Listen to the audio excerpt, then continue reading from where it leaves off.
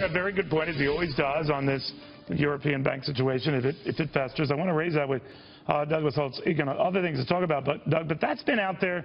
You were always saying, just because we got over the fiscal crisis and the financial and the financing industry crisis, it doesn't mean it's behind us. Are you ever worried, so sort of like the points that Charlie was mentioning, that we could revisit it, it could start in Europe or whatever, but it could happen again? I absolutely do worry about that. I think the U.S. has done a pretty good job of shoring up its financial system. Our banks are in much better shape than they were in 2007, 2008. But the European banks have some real weaknesses. I think China is worth keeping a close eye on, both its overall pace of economic growth, but its financial system as well. And further down the road, if you roll the clock forward a decade, our government doesn't look in very good shape. So there's still some real weaknesses out there, largely concentrated in the sovereigns, China, U.S., and the European banks. They always say the same thing doesn't happen again, but incidents do happen, and that they peg it to a fall event.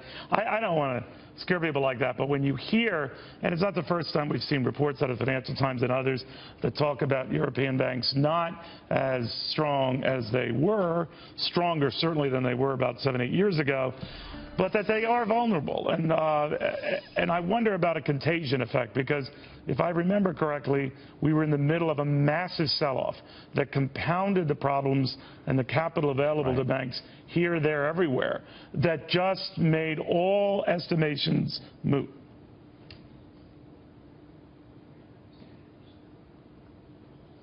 Which means, I didn't want a pregnant pause there, which means they're not ready for this. We're not ready for this. Do you buy that?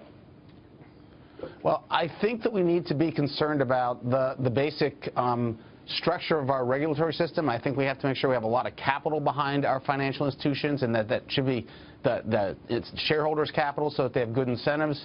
Because the reality is, you don't ever know when there's going to be a triggering event. We couldn't have figured out exactly what tipped us off the last time. So having a good system of capital behind the financial sector, having a set of decent prudential regulation, that's all you can do, Neil. And then you got to stick to the bread and butter of good growth policy, so that you have people with income in their pocket who are not going to panic at the first sign of a little bit of trouble. Yeah, jobs always help. That's a great common denominator.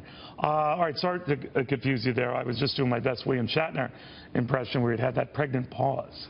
But thank you, Doug, very, very much.